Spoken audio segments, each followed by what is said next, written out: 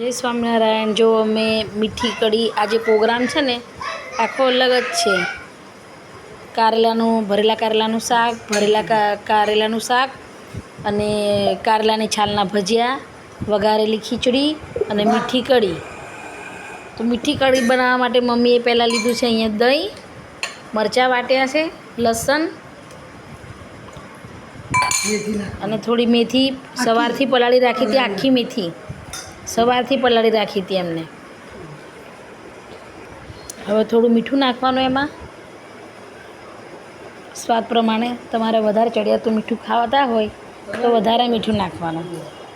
બધું સામાન લઈને જ બેઠા છે। થોડું બેસન નાખવાનું।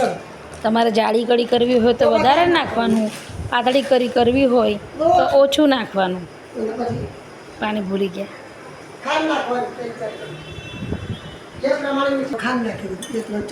આજે મમ્મી ગોળની કઢી નહીં બનાવતા, આજે મોરસની કઢી બનાવે છે।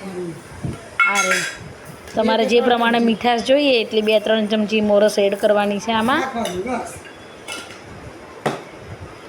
અને તમારે જે જાડું પાતળું જે રીતનું કરવું હોય એ રીતનું પાણી એડ કરવાનું। ખાંડણીમાં મરચું અને લસણ એમને વાટેલું હતું એટલે પાણી એમને એમાં નાખ્યું છે। હવે એમાં મિક્સ દહીં નાખ્યું। હવે આ બધું મિક્સ કરી લેશે મમ્મી। અમારે વઘારેલા ભાતમાં ખાવા કઢી જોઈએ છે એટલે અમે થોડી પાતળી બનાવીએ છીએ। આવી રીતે બધી વસ્તુ નાખીને આવી રીતે મિક્સ કરી લેવાનું।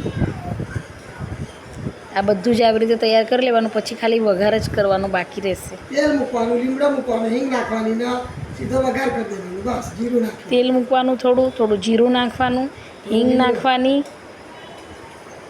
મીઠો લીમડો નાખવાનો અને એનો વઘાર અને હિંગ નાખીને એનો વઘાર કરી નાખવાનો। 2-3 ઉભરા આવે એટલે તમે કઢી ભજીયામાં ખાઈ શકો, આ મીઠી કઢી ભાતમાં ખાઈ શકો, વઘારેલા પુલાવ બનાવ્યા હોય એમાં ખાઈ શકો। ચલો આજનું આટલું જ હતું। જય સ્વામિનારાયણ।